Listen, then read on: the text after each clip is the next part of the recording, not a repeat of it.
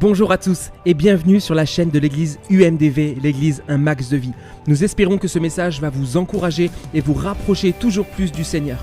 N'hésitez pas à vous abonner à notre chaîne YouTube pour ne rater aucun des futurs messages. Bonne écoute et soyez bénis.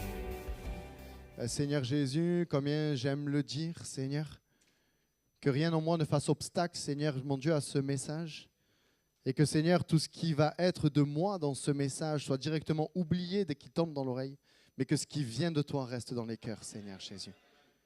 Parce que nous ne sommes pas venus écouter Matthieu, mais ta parole et ton esprit, Seigneur Jésus. Et que nous puissions avoir nos cœurs qui s'ouvrent à ta parole, Seigneur, s'il te plaît, pour la gloire de ton nom. Amen. Amen. Bonjour à ceux que je n'ai pas pu dire bonjour. Vous allez bien ce matin? Moi, ça va. Très bien. Avant de démarrer, Lauriane, est-ce que tu peux remettre les dernières paroles, le dernier chant qu'on a chanté? C'est juste pour qu'on soit tous au clair ce matin. De consécration, le début. Mon âme soupire après toi. Qui soupire après l'Éternel? Qui désire entendre Dieu parler? Qui a chanté ce chant ce matin, juste comme ça pour savoir? D'accord, il y a du monde. Parle. On veut tous entendre Dieu parler ce matin? Ok. Élève ta voix. Ouf, là, ça se complique. Qui a chanté « Je veux t'obéir, je veux te servir » ? Il y a moins de mains. Les gens commencent à sentir où on va. Je veux t'obéir, je veux te servir, il y a moins de mains. Tu peux continuer, s'il te plaît? Enseigne-moi ton chemin. Qui est prêt à marcher véritablement dans les voies de Christ? Il y a de plus en plus de manchots dans cette église, gloire à Dieu. Prends ce qui me retient. Qui est prêt à laisser ce qui n'est pas à la gloire de Dieu?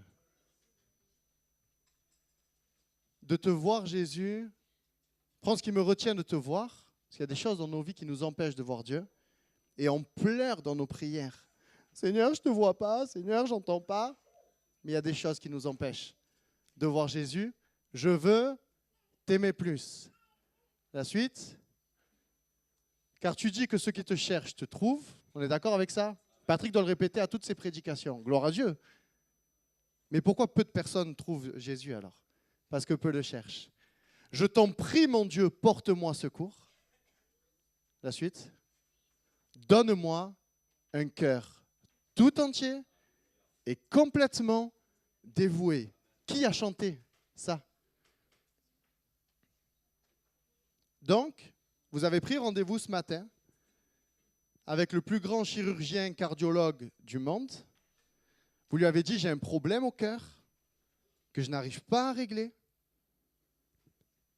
S'il vous plaît, monsieur le grand chirurgien de l'univers, donne-moi un cœur tout entier et un cœur complètement dévoué. C'est ce que Dieu veut faire. C'est ce que Dieu va faire, à condition que tu ne t'arrêtes pas juste à Doctolib pour prendre le rendez-vous, mais que tu ailles, oui, te mettre à nu sur la table d'opération et dire maintenant je remets mon corps entre les mains du grand chirurgien.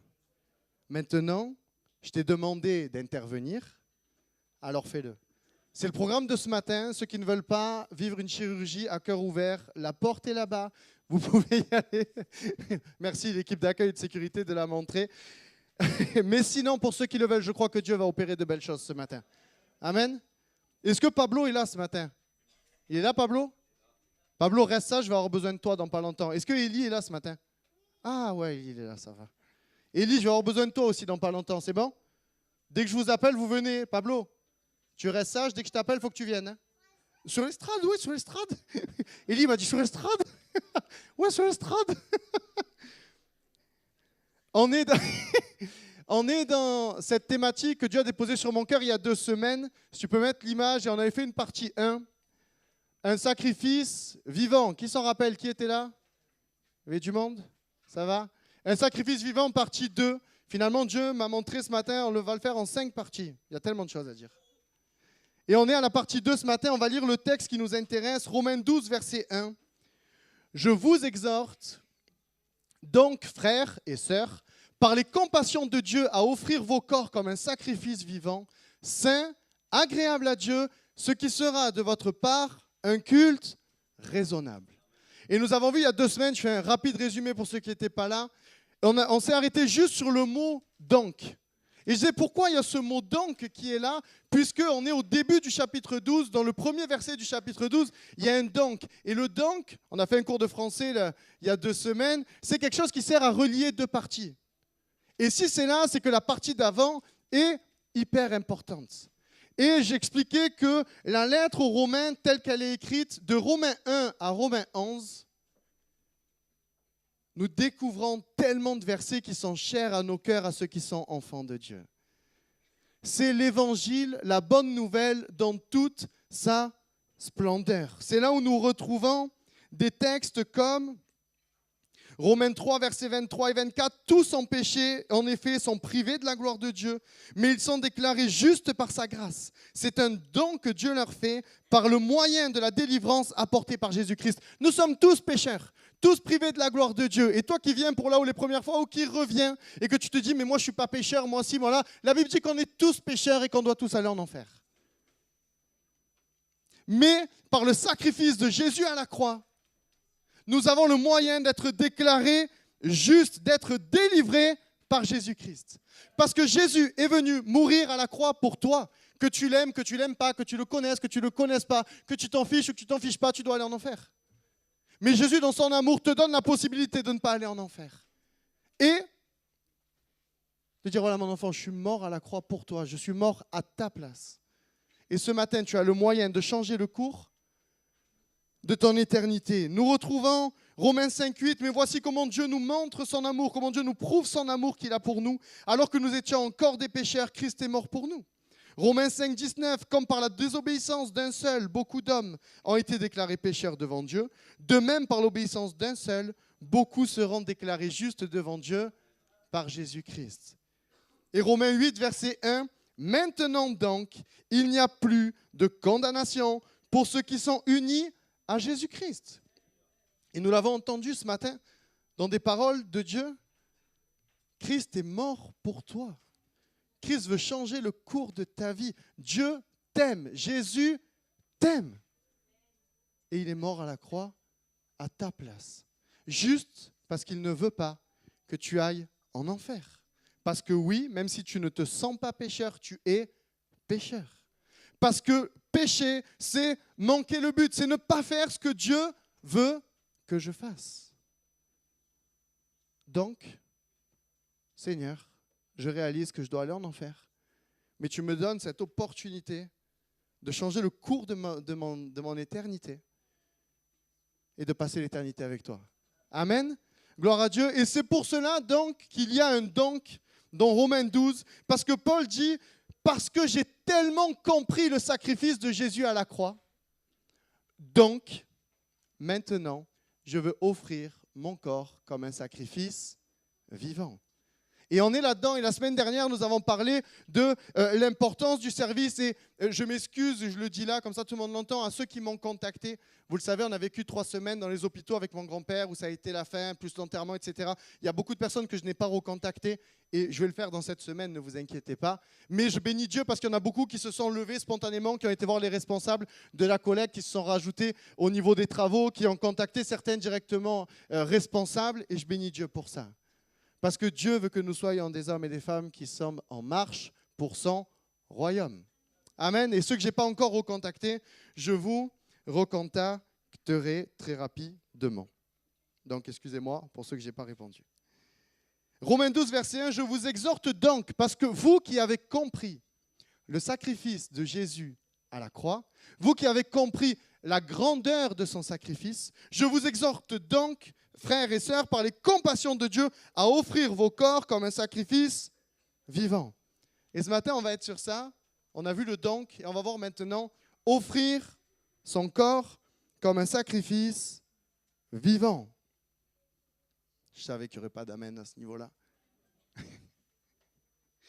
Offrir nos corps comme un sacrifice vivant. Un sacrifice vivant. Qui est mort ce matin ici? Personne. Vous êtes tous vivants, en plus ou moins bonne santé. Dieu te veut dans l'état dans lequel tu es. Et Dieu veut, et c'est le premier point qu'on va aborder ensemble, ton corps comme un sacrifice vivant, pas tes pensées. Il y en a plein qui pensent un jour à servir. Il y en a plein qui pensent qu'un jour, ils feront des choses pour Dieu. Il y en a plein qui pensent que quand j'aurai le temps, je ferai ci ou je ferai ça. Il y en a plein qui pensent que dans 5, dans 10 ans, dans 15 ans, je pense que. Dieu ne veut pas que tu penses. Dieu veut que tu offres ton corps comme un sacrifice vivant. Certains me disent des fois quand je partage avec eux, non, tu sais, je ne viens pas à l'église, je prie peu, je me repens presque jamais, mais j'aime Dieu, Dieu connaît mon cœur. Oui, Dieu connaît ton cœur, oui. Il voit qu'il n'a aucune place pour lui dans ce cœur-là. Et on se berce d'illusions en disant, non, mais Dieu connaît mon cœur. Dans le secret. Dans le secret de quoi? Tu lis pas ta Bible, tu pries pas, tu viens pas à l'église, tu n'aimes pas Dieu et tu dis Dieu connaît ton cœur. Oui, Dieu voit. La Bible dit que Dieu sonde les cœurs et les reins. Il voit que dans ton attitude, de par qui tu es, ouais, tu ne l'aimes pas. Arrête de croire les mensonges du diable qui te disent non mais ça va, tu aimes Dieu. Quand on aime, on le prouve. Et ce matin encore, et on va le voir après, certains diront waouh, encore. Encore. Ce matin, j'ai dit bonjour à beaucoup de gens. Et beaucoup de gens m'ont dit Mathieu, tu as une trace là. Vrai ou faux? Qui m'a fait cette remarque? Il y a du monde, hein? Il y en a qui n'ont pas levé la main et qui m'ont fait la remarque. J'avais une trace de stylo là. Mathieu, tu as une trace. La Bible dit que lorsque nous lisons sa parole, elle est comme un miroir qui reflète qui on est. Ce matin, autrement dit, Mathieu, tu as une trace là. Certains m'ont dit, oh, tu t'es pas regardé dans le miroir avant de sortir? Pourquoi vous l'avez fait? Par amour. Parce que vous n'avez pas envie que je passe la matinée retransmis devant 50 millions de téléspectateurs dans le monde avec une trace sur le visage. Mathieu, passe vite aux toilettes, te nettoyer. Et j'ai vu certains, ils m'ont fait la bise, ils ont fait. Mais ils n'ont pas osé me dire quelque chose. Et on va le voir après, on va revenir sur ce point-là. Mais si vous me l'avez dit, c'est parce que vous ne vouliez pas que je reste comme ça. Mince. Certains m'ont dit, oh, tu es tout beau ce matin, mais tu as une tache. Donc, vous voyez comment une petite tache peut venir marquer finalement tout ce qu'on est. Et le péché, c'est pareil.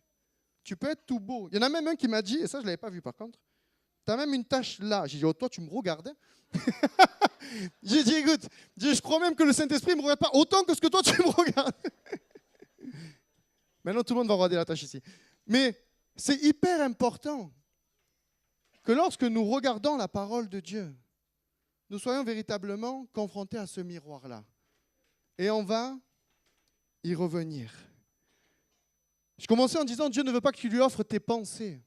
Dieu veut que tu lui offres ton corps. Dieu veut que tu lui offres tes actions comme un sacrifice vivant. Parce que dans nos pensées, on peut faire plein de choses. Hier, avec mes parents, on a fait le tour du monde, vrai ou faux? On parlait de voyage, on parlait de tout ça. On a fait hier le tour du monde. Pour autant, nos fesses sont restées sur nos chaises, à Fuveau. Et avec Dieu, on peut faire le tour du monde dans nos pensées. Mais dans le concret, tes fesses sont toujours au même endroit.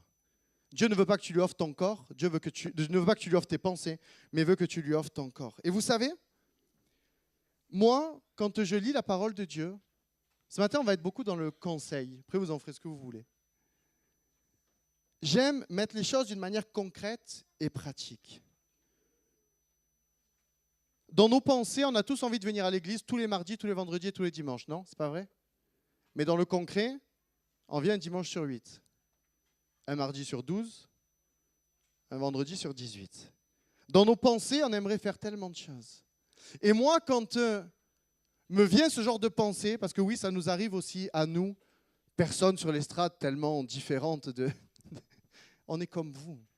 Quand me vient la pensée de dire « Ah Seigneur, je ne me sens pas d'eux ». Quand Dieu nous demande quelque chose et qu'on lui répond « Seigneur, je ne me sens pas d'eux ». Vous savez, ce qui me motive, ce n'est pas que je suis un être exceptionnel et un pasteur, le deuxième meilleur, parce qu'il y a Patrick toujours devant, mais de l'univers. Vous savez, ce qui me motive quand je me dis « je ne me sens pas d'eux », je me pose cette question à moi-même, je me dis « est-ce que Jésus se sentait d'aller à la croix ?» Quand je me dis « je ne me sens pas d'eux », je me dis « est-ce que Jésus, lui, se sentait d'aller à la croix pour moi ?» Et là, soudainement, je me sens de faire les choses. Parce que, comme ce texte de Romains 12, quand je réalise qu'il y a eu avant, donc, je fais. Ah, je ne me sens pas d'aller à l'église. Mais Jésus se sentait-il d'aller à la croix? C'est le premier exemple que je vous donne et que je vous invite pour tous ceux qui disent « je ne me sens pas, je ne me sens pas ».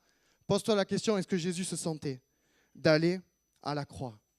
Lorsque je me dis en moi-même « ah, j'aurais préféré plutôt… » Ne me dites pas Donald. Hein. Plutôt Donald. Merci. Et oui, ça va vite là-dedans. J'aurais préféré plutôt que de faire ça pour Dieu, je préfère plutôt faire ça. Je me pose la question moi-même, est-ce que Jésus n'aurait pas préféré arriver devant ceux qui l'accusent et prendre un coup de couteau rapide ou un coup d'épée rapide et que sa mort soit hyper rapide? Est-ce que Jésus n'aurait pas préféré ça plutôt que couronne d'épines, crachat, coup de fouet, humiliation, barbe tirée, porter sa croix, souffrir l'agonie sur la croix? Est-ce que Jésus n'aurait pas préféré un sacrifice rapide? Je vous pose la question ce matin. Oui ou non? Donc quand moi je me dis j'aurais préféré plutôt, je me dis est-ce que Jésus n'aurait pas préféré plutôt autre chose? Mais par amour, il l'a fait. Donc par amour, je vais préférer faire ce que Dieu me demande de faire. Deuxième conseil ce matin. Et vous savez pourquoi Jésus a préféré plutôt subir tout ce qu'il a subi? 1, parce qu'il t'aime. 2, parce que la Bible dit que c'est par ses meurtrissures que toi, ce matin, tu peux avoir la guérison. Donc si Jésus avait préféré juste mourir comme ça, sans passer par la croix.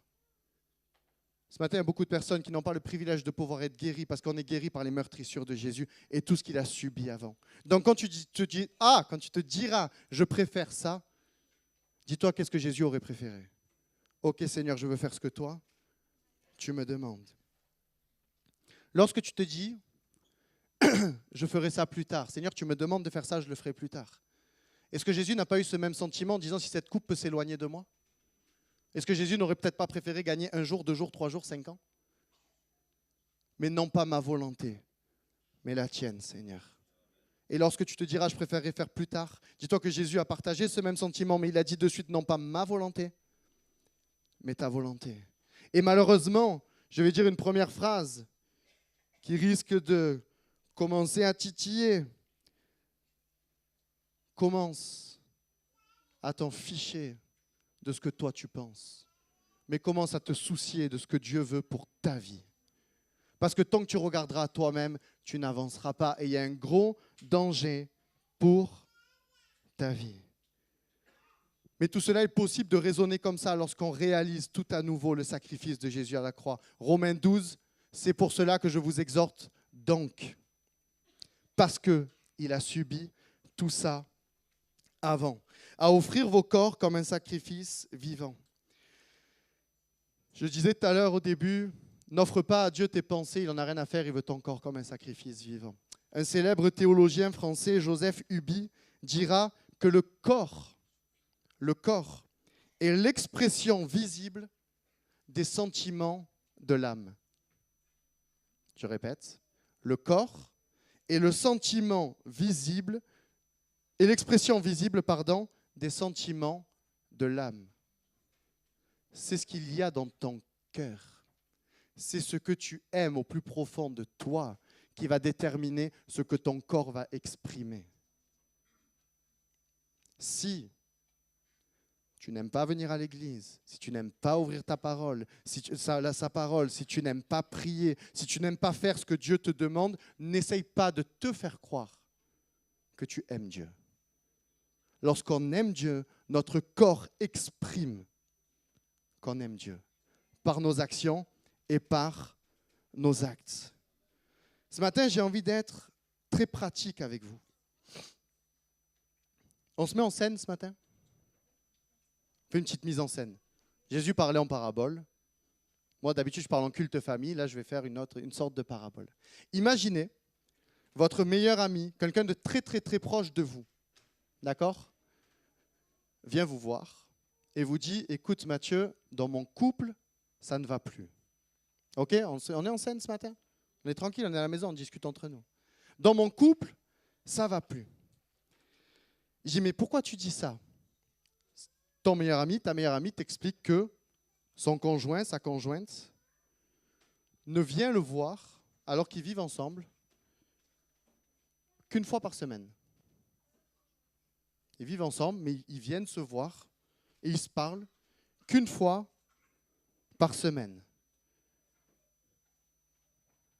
Il y avait un bébé qui s'étouffe. Je suis très craintif de ça. Mais c'est bon, ça a l'air d'aller. Donc, ta meilleure amie ou ton meilleur ami vient te voir et te dit, écoute, dans mon couple, ça ne va plus parce que il vient me voir, elle vient me voir qu'une fois par semaine. D'accord, c'est tout? Non, non, c'est pas tout. Il vient me voir seulement quand il a besoin de quelque chose. Et surtout, sans jamais m'apporter quelque chose en retour. Et lorsque l'on est ensemble, il n'essaye jamais de rentrer en contact. Il vient, il s'assoit comme ça à côté de moi, au fauteuil. Mais il ne me calcule pas, il ne me parle pas. Il vient me voir seulement quand il est malade, seulement quand il a besoin d'argent, seulement quand il y a une catastrophe qui lui tombe sur la tête. Et c'est pour ça que moi, dans cette relation, je n'en peux plus. Et j'ai envie de partir. Qu'est-ce que vous direz à cet ami-là? Non. Cette personne pleure parce qu'elle, en retour, dit, mais moi, chaque matin, je lui raconte des choses, je lui dis des choses. Moi, à chaque fois qu'il a besoin de moi, je réponds présent. Moi, j'essaye de lui parler tous les jours, avec amour, avec grâce, avec bonté. Et lui, en retour, ne fait jamais rien. Qu'est-ce que vous direz à cette personne-là? Que son mari ne la mérite pas, que sa femme ne la mérite pas. Et pourtant, beaucoup dans ce lieu, vous avez cette même relation avec Dieu. Vous venez voir Dieu qu'une fois par semaine. Lorsque vous venez dans sa présence, juste vous asseyez à côté, vous ne parlez jamais avec Dieu. Vous n'essayez pas de rentrer en contact avec lui. Vous priez Dieu seulement quand vous avez besoin, quand vous êtes malade, quand vous vivez une grosse galère. Et certains, dans votre esprit, vous avez l'impression d'avoir une relation avec Dieu. Parce que le diable te dit, ça va, Dieu est bon. Dieu est un Dieu de grâce, oui. Mais Dieu est un Dieu jaloux aussi. Je répète, Dieu est un Dieu jaloux. Dieu est un Dieu qui veut la première place. Lorsque Dieu est la 108e préoccupation de ton cœur, comment peux-tu dire de ta bouche que tu suis Dieu et que tu aimes Dieu? J'aime lorsque je fais des bilans de ma propre vie. Mettre ces choses-là en face des réalités terrestres. Ce genre de relation, personne n'en voudrait. Qui voudrait une relation comme ça avec son mari ou sa femme? Même les célibataires, hein, lorsque vous imaginez votre vie de couple, est-ce que vous imaginez ce genre de relation? Alors pourquoi celui qui a sauvé notre âme, on vit avec lui ce genre de relation? Eh oui.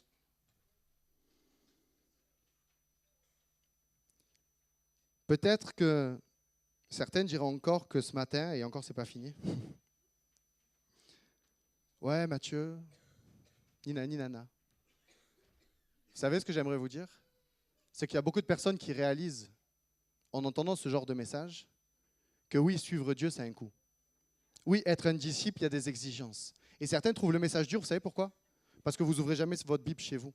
Parce que si vous ouvrez votre Bible chez vous, vous verrez que ce message-là n'est pas dur, il est juste le reflet de ce que dit l'Évangile. On lit ensemble un passage de l'Évangile, s'il vous plaît?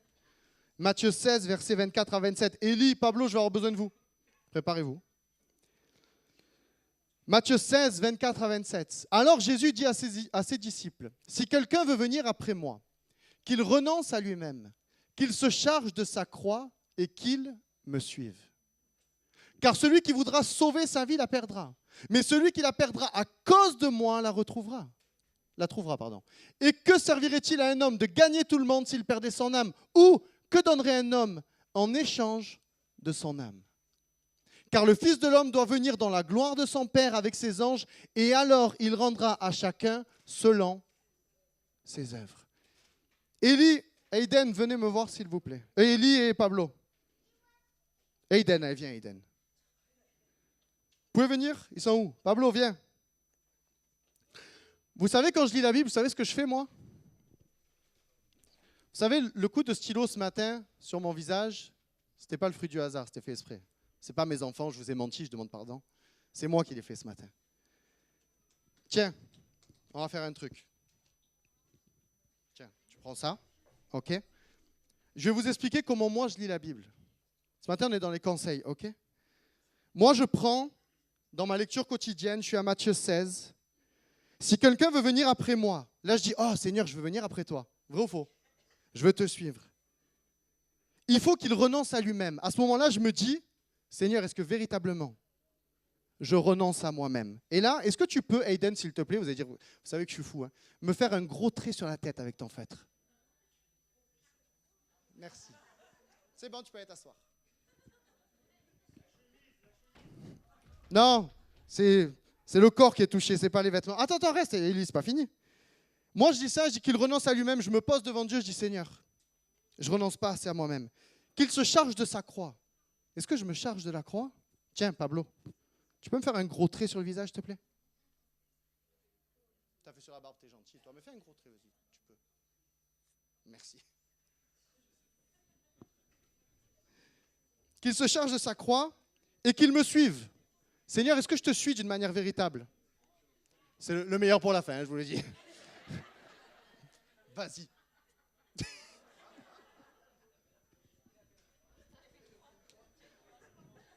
Ça, je savais. Attendez, je vais me découvrir après. Et qu'il me suive. Car celui qui voudra sauver sa vie la perdra, mais celui qui la perdra à cause de moi la trouvera. Et que servirait-il à un homme de gagner le monde s'il perdait son âme? Ou que donnerait un homme en échange de son âme? Car le Fils de l'homme doit venir dans sa gloire, dans la gloire de son Père avec ses anges, et alors il rendra à chacun selon ses œuvres. Vous savez, la Bible dit, et c'est ce que j'ai dit tout à l'heure, que la Bible est un miroir. C'est vrai ou c'est faux? Je ne sais pas comment vous lisez votre Bible, mais moi je la lis comme ça. C'est-à-dire que si quelqu'un veut me suivre, quelqu'un qui se dit disciple, oh Pablo, rassis-toi, allez les gars, vous allez me refaire un stylo. Restez sage, sinon plus de stylo. Si quelqu'un veut me suivre, Seigneur, je veux te suivre, alors tu dois renoncer à toi-même. Et là, je me pose cette question, et c'est la question que tu dois te poser quand tu lis la parole. Est-ce que dans mes choix, dans mes actions au quotidien, ce qui prime, c'est moi ou c'est le royaume de Dieu? Est-ce que vous lisez votre Bible comme ça? Parce que moi, quand je lis, je dois renoncer à moi-même.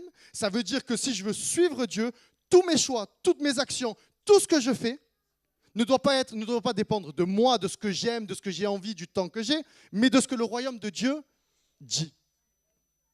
C'est vrai ou c'est faux? Qu'il porte sa croix. Est-ce que dans ma manière de suivre Dieu, je porte ma croix?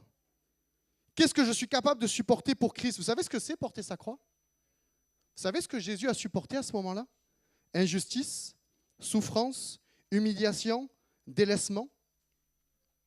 Pour ceux qui veulent me suivre, vous devez accepter tout cela.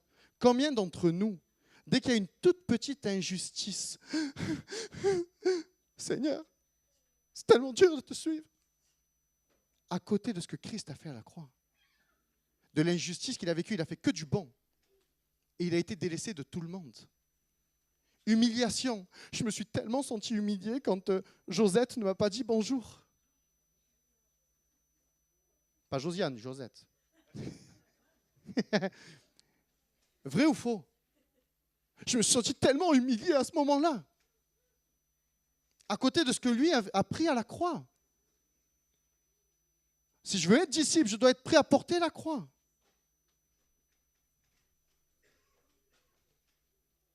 Qu'ils me suivent. Et là, c'est le point. Beaucoup de personnes, vous ne suivez pas Dieu. Et moi aussi, dans mes choix, je ne suis pas Dieu. Je fais ce que je veux et je demande à Dieu de me suivre. C'est vrai ou c'est faux? Je fais ce que je veux et je demande à Dieu de me suivre. Et Dieu veut qu'on le suive. Non pas que je fais ce que je veux et que Seigneur, s'il te plaît, viens bénir ce que je suis en train de faire. Mais je ne suis pas dans l'affaire. Seigneur, tu ne me réponds pas, tu ne me bénis pas. Je ne suis pas dans l'affaire parce que tu veux que je te suive. Mais Dieu veut que ce soit toi qui le suive. Et moi, à chaque fois que je lis ce genre de passage, je dis, ah ouais, Seigneur, ok. Ok. Mais ce qui est bien, c'est que ce n'est pas fini. Celui qui veut me suivre doit perdre sa vie. Est-ce que tu as véritablement, lorsque tu t'es mis sur cette estrade et que tu as dit, Seigneur, je veux te suivre parce que tu es mon sauveur et mon Seigneur, est-ce que tu as compris que tu allais perdre ta vie parce que celui qui allait en devenir le maître, c'est lui. Pour ton bien, parce qu'il sait où tu dois aller. Ou bien, est-ce que tu as découvert en venant à l'église et toi, tu as compris et interprété, je peux continuer à mener ma vie comme je veux, mais maintenant, j'ai une super bouée de sauvetage qui s'appelle Jésus-Christ. Beaucoup de chrétiens, vous avez embrassé une philosophie de vie. Je vis comme je veux et dans mes galères, Dieu me suit. Ou bien je crie et je vis un miracle. Celui qui va être prêt à perdre sa vie la retrouvera. Est-ce que ce matin, véritablement, toi qui te dis enfant de Dieu, tu as véritablement perdu ta vie pour Christ? Alors désolé, certains à ce moment-là sont en train de commencer à me haïr et ça commence à grincer des dents. Mais moi, quand je dis la Bible et qu'il y a tout ça, je fais ça et je fais Seigneur, ma vie c'est une catastrophe. Je ne suis pas en train de dire que la Bible elle est dure. Je ne suis pas en train de dire que l'Esprit de Dieu me met plus bas que terre. Je suis en train de dire que quand je regarde ma vie à la lumière de la parole, je suis en complet décalage. Seigneur, j'ai besoin de ta grâce dans ma vie parce que par moi-même, je n'y arrive pas. Et à tous ceux qui disent que c'est dur, lisez votre Bible. Et quand vous allez être confrontés à ça, faites un vrai bilan de vous-même. Et le souci, on a chanté tout à l'heure une phrase, on ne s'est pas tellement concerté avec ma tante. Être près de toi. Ça commence par une phrase tellement forte. Ébloui par qui tu es. C'est quoi la deuxième phrase? C'est quoi la deuxième phrase? Affligé par qui je suis. Tu peux mettre la faute sur la Bible. Tu peux mettre la faute sur Dieu. Tu peux dire que le prédicateur, il prêche et que ce n'est pas inspiré de l'esprit. Et que Matthieu, il veut que taper. Mais moi, quand je lis ça, je vous invite à voir la Bible comme un miroir. Et à dire, punaise, c'est vrai, j'ai la tête, elle est en vrac. Mais certains, vous lisez ça, vous entendez ce message et vous faites, pas du tout en fait. J'ai rien sur ma tête, je marche très bien avec Dieu. Je peux être dans le déni. Parce que si je ne lis pas la Bible, si je ne suis pas confronté à ce miroir, je suis dans le déni. Vous pouvez me dire, tu as une tache, pistache, une croix et un trait. Vous pouvez me le dire. Mais il faut que ça soit moi au contact du miroir, que je me vois véritablement. Lisez la Bible comme un miroir. Et que lorsque vous lisez des versets, dites-vous, est-ce que ça, je l'applique à ma vie? Est-ce que ça, je l'applique à ma vie? Est-ce que ça, je l'applique à ma vie? Et là, vous verrez que non, non, non, non, non et non. Alors, j'en déduis que je ne suis pas Dieu. Et que je ne marche pas dans les voies de Dieu. Vous savez, et vraiment, fut un temps où j'ai été affecté par ça. Maintenant, je ne le suis plus parce que Dieu m'a parlé. Vous savez, certains, voilà, on peut dire ce qu'on veut de mes messages. Mais moi, je suis ce gars-là que lorsque tu viens de me parler et que tu pues de la bouche, je préfère te dire, tu sais, prends un chewing-gum. Mais vous savez pourquoi je le fais?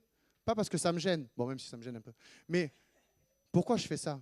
Parce que je ne veux pas qu'à la fin de la journée, les gens disent, oh punaise, on garde Josette. Hein. Il n'y a pas de Josette ici, on est d'accord? On garde Josette. Punaise, Josette, elle t'a parlé aujourd'hui? Qu'est-ce qu'elle pue de la bouche? Qu'est-ce qu'elle pue de la bouche? Moi, quand tu me parles et que tu as une crotte de nez, je vais te dire de suite, mon pote, prends un mouchoir. Parce que je n'ai pas envie qu'à la fin de la journée, ce qui te qualifie, c'est « Ah, j'ai parlé à Josette encore. » Regarde, elle est dégueulasse, Josette. J'ai parlé à Josette et qu'à la fin, c'est même plus Josette. C'est « Ah, j'ai parlé à la femme à la crotte de nez. » Mais moi, je préfère être celui qui te dit « Mon pote, je ne veux pas que tout le monde te voie avec cette crotte de nez. Enlève-la, c'est mieux. » Prends un chewing-gum, c'est mieux, plutôt que tu sois qualifié finalement de par ce que tu retranscris.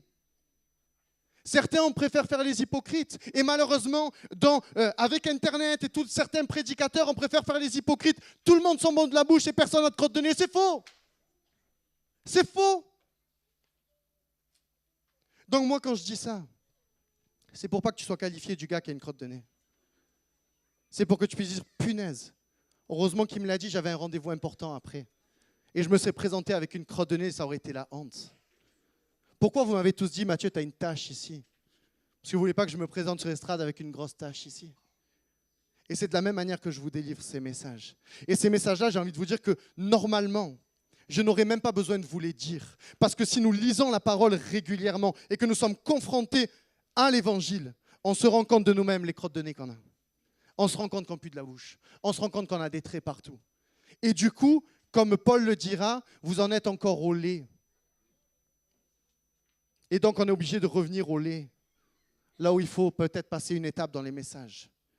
Il y a besoin d'enlever les crottes de nez. Il y a besoin de prendre un chewing-gum. Et pour faire ce que Dieu nous demande de faire. À la fin de ce texte-là, il est dit « Et il rendra à chacun selon ses œuvres ». Qu'est-ce que Dieu va te rendre? Tu fais rien pour le royaume de Dieu. Ce n'est pas moi qui le dis, c'est le texte. Dieu nous rendra selon nos œuvres. C'est vrai ou c'est faux? Qu'est-ce que Dieu va te rendre? Si tu fais rien pour le royaume, c'est une question, c'est mathématique ce matin, c'est 1 plus 1. Hein? Dieu va nous rendre selon nos œuvres. Vous lisez comme moi ou pas? Qu'est-ce que Dieu va te rendre? Et je le répète, ce message-là n'est pas pour culpabiliser, c'est parce qu'il dit, si tu veux me suivre, certains, beaucoup sont en train de dire, je veux suivre, je veux suivre, je veux suivre, mais voilà ce que ça comporte. C'est pour ça que lorsque Jésus, après la multiplication des pains, beaucoup diront, ce que tu dis est trop dur, on fait demi-tour. Et Jésus se retourne à ses disciples et ils disent, est-ce que vous aussi vous voulez partir? Et Pierre dira, à quel autre irions-nous qu'à toi? Tu as les paroles de la vie éternelle. Oui, ce que tu dis est dur, mais je veux te suivre parce que j'ai trouvé en toi les paroles de la vie éternelle. Et oui, il faut être courageux pour suivre Dieu. Oui, il faut avoir du courage pour suivre Dieu. Certains, lorsqu'on confronte ou lorsqu'on parle, voilà ce que ça va endurer si tu t'engages avec Dieu. Et après, vous faites les hommes. Mais si tu es un homme, fais ce que Dieu te demande. Si tu te prends pour un bonhomme, fais ce que Dieu te demande. Et on va voir. La Bible dit qu'il n'y a que les violents qui s'emparent du royaume de Dieu. Et pourquoi je dis ça? Pourquoi j'apporte ce genre de message? Parce que moi, je veux passer l'éternité avec vous. Moi, je veux passer l'éternité avec vous. Et c'est pour ça que j'apporte ce genre de message. Parce que moi, quand je lis la parabole des talents et que le dernier, il cache ce que Dieu lui a donné en terre. Il cache ce que Dieu lui a donné en terre parce qu'il a eu peur, parce que tu comprends ma vie, etc. Qu'est-ce qu'il est dit à la fin? Ôtez-lui donc le talent et donnez-le à celui qui en a 10, car on donnera à celui qui a et il sera dans l'abondance, mais à celui qui n'a pas, on ôtera même ce qu'il a. Et le serviteur inutile, jetez-le dans les ténèbres du dehors, où il y aura des pleurs et des grincements dedans. Tu ne peux pas dire suivre Dieu sans jamais faire ce qu'il te demande. Je répète, tu ne peux pas dire suivre Dieu, aimer Dieu sans jamais faire ce qu'il te demande.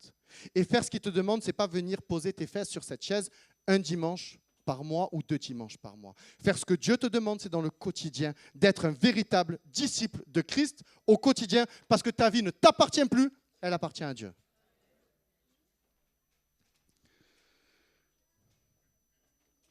Et maintenant, j'aimerais finir, parce que ce matin, je ne suis pas en train de prôner l'activisme. Je ne suis pas en train de prôner « fais des œuvres et tu seras sauvé ». La Bible dit qu'on est sauvé seulement par grâce, par la foi, sauvé par grâce par le moyen de la foi. Je ne suis pas en train de prôner l'activisme. Je suis en train de prôner l'importance de siéger au pied du Père. Je finis par un exemple qui va venir équilibrer le débat. Luc 10, versets 38 à 42. Comme Jésus était en chemin, avec ses disciples, il entra dans un village et une femme nommée Marthe le reçut dans sa maison. Elle avait une sœur nommée Marie qui, s'étant assise au pied du Seigneur, écoutait sa parole.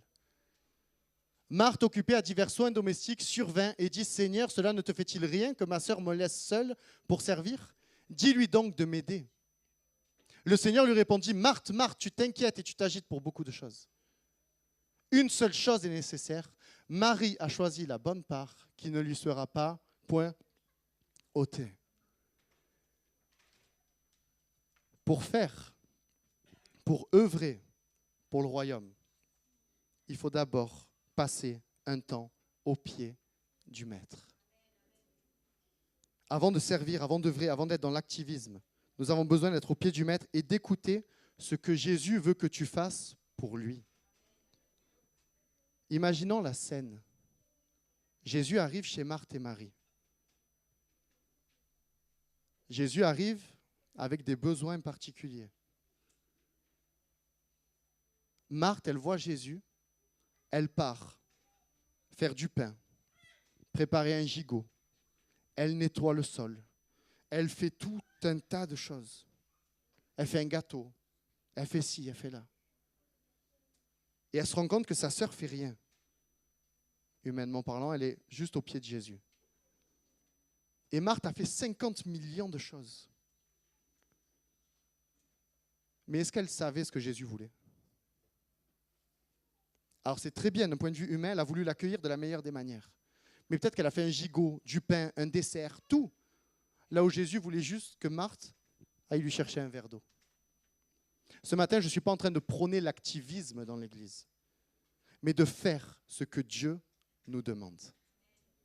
Marie a choisi la bonne part. Elle s'est assise au pied du Maître, elle a écouté les instructions. Et ensuite, elle a pu servir Jésus. Ce matin, je ne suis pas en train de dire fais. Pose-toi au pied du Maître. Prends la parole de Dieu. Vois ce qu'elle te dit de faire et de ne pas faire. Vois ce qu'elle te dit avec quoi couper et ne pas couper. Viens un temps dans la présence de Dieu et Dieu va te dire le nombre de tâches que tu as sur la tête. Et il va te donner le moyen aussi de l'effacer. Marthe a choisi de faire, sans savoir ce que Jésus voulait. Et c'est pour ça que Jésus lui dira, tu t'inquiètes et t'actives et t'agites pour beaucoup de choses. Je n'ai pas besoin de tout ça. J'ai besoin que tu t'assoies à mes pieds. Et j'avais juste besoin d'un verre d'eau à ce moment-là. J'espère que vous comprenez que la Bible s'explique par la Bible et qu'il y a un équilibre dans la parole de Dieu. Marie avait choisi de se poser au pied du Maître. Je demandais à Elisa de revenir, j'ai bientôt fini. Marie avait choisi de se poser au pied du Maître et dire, Seigneur, qu'est-ce que tu veux que je fasse? Et certains, ce matin, et on l'a chanté près de toi, on a besoin ce matin de se mettre au pied du Maître. Parce que l'activisme ne sert à rien. Le verset 39 dira, elle avait une sœur nommée Marie qui s'étant assise au pied du Seigneur, écoutait sa parole. Ce matin, nous avons besoin de revenir à la base qui est la parole de Dieu. Seigneur, qu'est-ce que me dit ta parole? Pas de faire comme Marthe, mais de faire ce que toi tu veux que je fasse pour ma vie.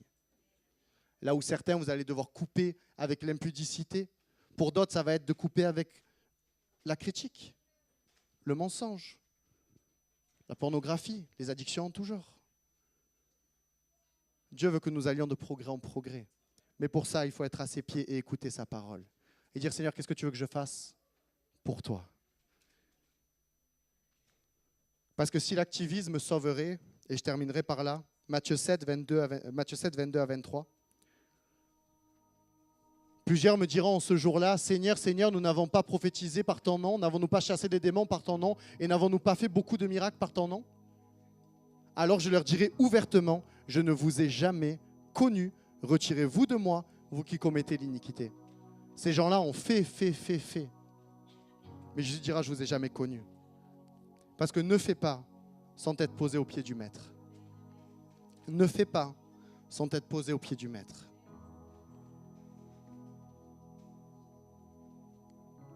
On a lu Matthieu 7, versets 22 à 23.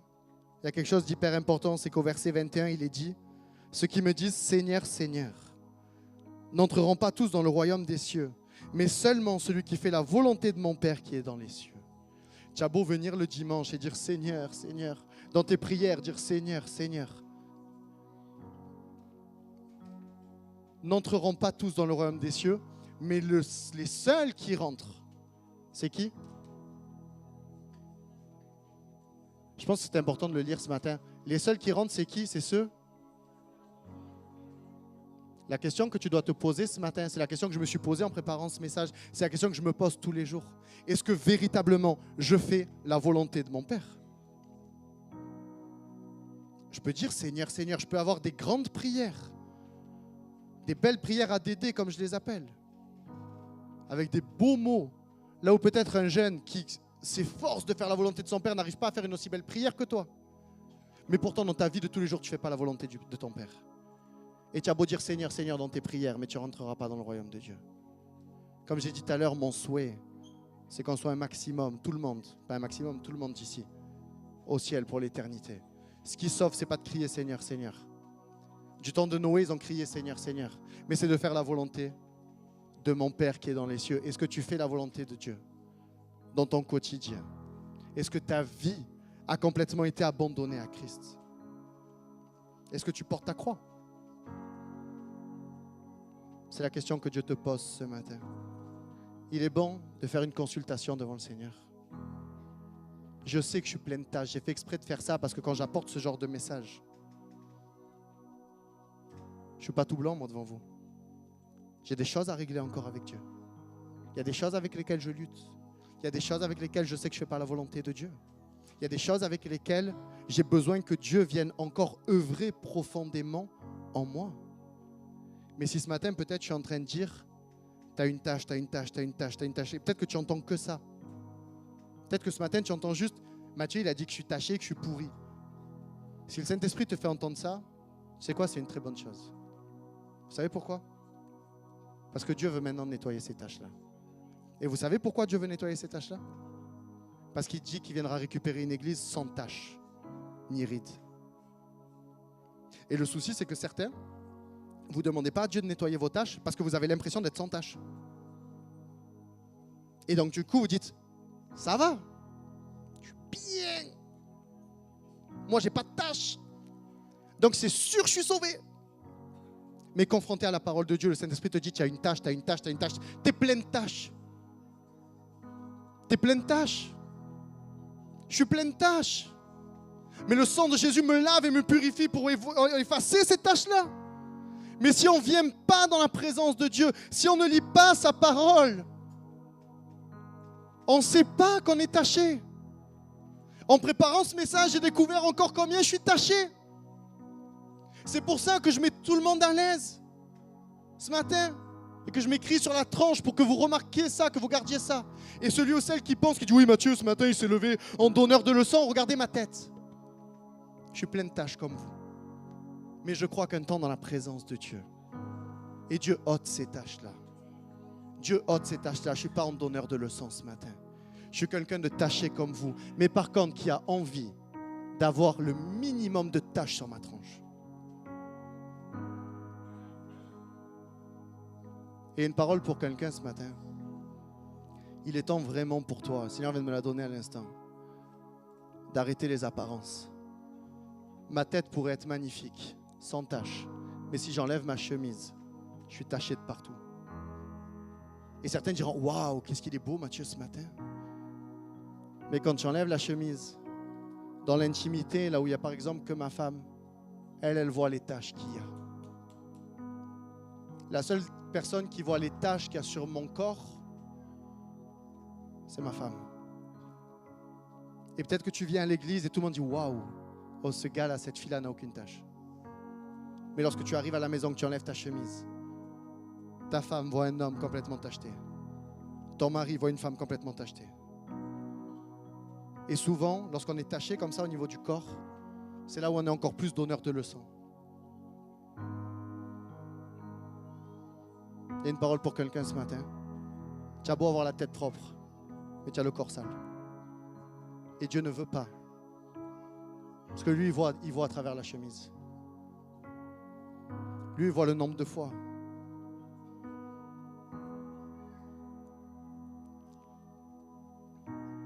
Où tu vas faire ce genre d'apéro qui dépasse la raison. Dieu voit ce que tu dis et ce que tu regardes dans le secret. Dieu voit comment ton cœur est éloigné de lui et comment en apparence tu fais de belles prières. Dieu voit au travers de ta chemise ce matin. Et quand bien même, en enlevant ta chemise, ta femme ne verrait rien, ton mari ne verrait rien. Dieu est celui qui sonde les cœurs et les reins. L'un des reproches les plus fous que je trouve dans la parole de Dieu par Jésus, c'est lorsqu'il reprochera aux pharisiens, il lui dit espèce de tombeau blanchi. Il y a la mort à l'intérieur, mais vous le peignez en bien blanc pour que tout le monde pense que c'est nickel. Certains, vous êtes malheureusement des tombeaux blanchis ce matin. Il y a la mort à l'intérieur, mais en apparence, tout le monde vous voit tout blanc. Dieu nous met à nu ce matin parce qu'il veut récupérer une église sans tache, ni ride. Je laisse ça. Souvenez-vous de ma tête. Souvenez-vous de ce miroir. Et chaque fois que vous allez lire la Bible, dites-vous comment je suis. Comment je suis réellement. Parce que Dieu, je le répète, veut récupérer une église sans tache ni ride. On ferme nos yeux ensemble. Seigneur, ce matin, dans ta grâce, Seigneur, et ton amour, ce qui est beau, Seigneur, avec toi, c'est que peu importe avec quelle marque nous a marqués, peu importe la tâche, aussi grande soit-elle, Seigneur, ce matin,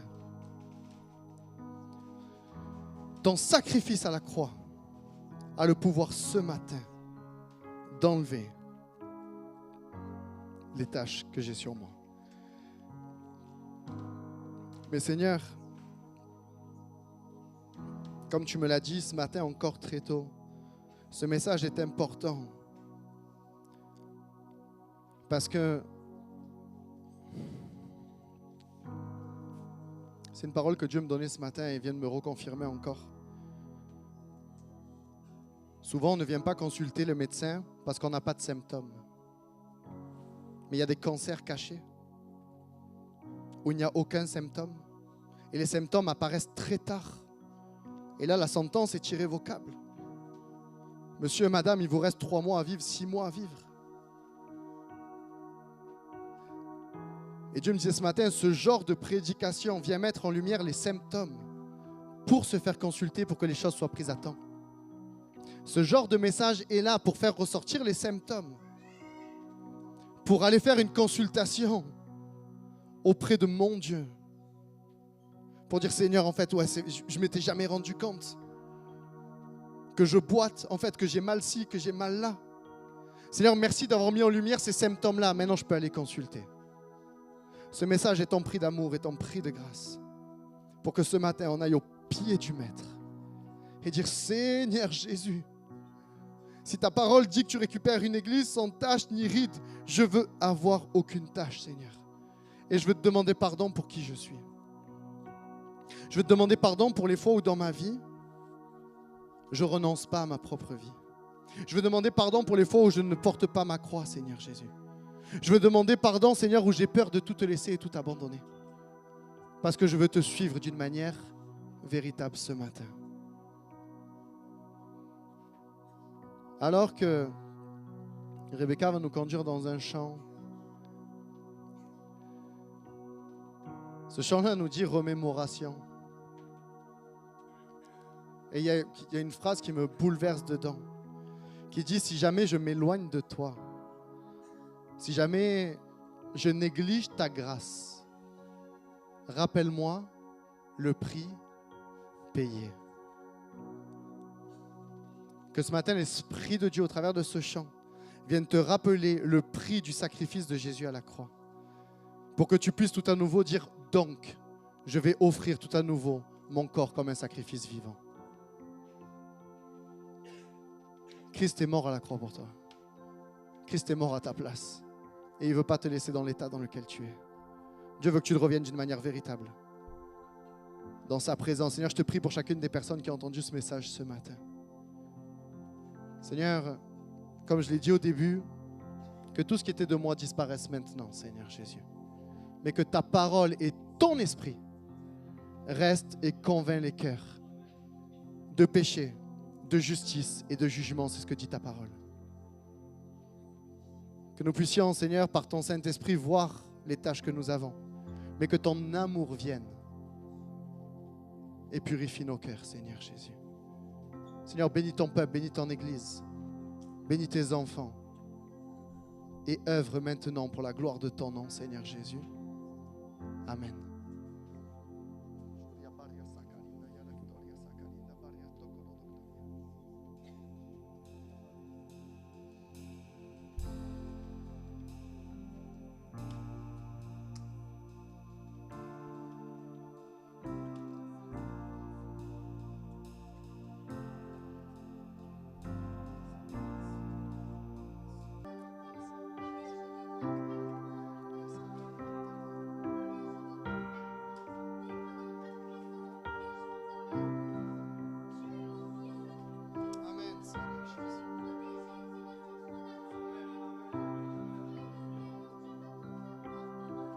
Amen, amen, amen. On garde les yeux fermés. Alors que je me suis rassis, j'ai regardé le visage. Certains l'ont fait remarquer. Ces taches qui ont été faites sur mon visage au hasard par des enfants ont fait finalement le signe de croix sur ma tête. Et alors qu'on va prendre le pain et le vin, symbole de ce que Christ a subi à la croix pour nous. Dieu m'a dit, mais peu importe les taches que tu as sur ta tête, ce que j'ai fait à la croix a la possibilité de laver toutes les taches qu'il y a sur toi. Et que ce matin, là où l'ennemi veut t'accuser, en disant, mais en fait, tu n'as que des taches, dis-lui, oui, mais ces taches-là représentent la croix de Christ qui est mort à la croix pour moi et qui me lave et qui me purifie de mes péchés. Dieu, dans son amour et dans sa grâce, Dieu tient compte de tes imperfections. Dieu tient compte de nos manquements. Il te dit, ce matin, je peux écrire une page nouvelle. Et que sur ton visage, oui, il y a des taches, mais qu'on voit que tu as été racheté au prix de la croix. Et ce matin, j'ai été racheté au prix de la croix. Et ce matin, tu peux être racheté au prix de la croix. Là où le diable voit des taches, Dieu voit une croix. Là où le diable voit des manquements, Dieu voit une croix. Là où Christ a tout pris à la croix pour toi. Alors je dénonce maintenant les mensonges de l'ennemi qui voudrait détourner le message. Ce message est plein de grâce pour dire là où le péché abonde, la grâce surabonde. Là où le péché te tâche, la croix de Christ lave tes tâches. Ce matin, n'écoute pas les mensonges de l'ennemi et crois à ce qu'il y a sur mon front, la marque de cette croix qui te lave et qui te purifie. Là où le sang de Christ a coulé pour toi. Oh Seigneur, je veux me rappeler de ce que tu as fait à la croix. Seigneur mon Dieu, là où je suis taché, là où je suis tout pourri, ta croix me lave et me purifie. Voilà ce que je veux proclamer ce matin, que Christ a tout vaincu à la croix. À toi la gloire, Seigneur Jésus.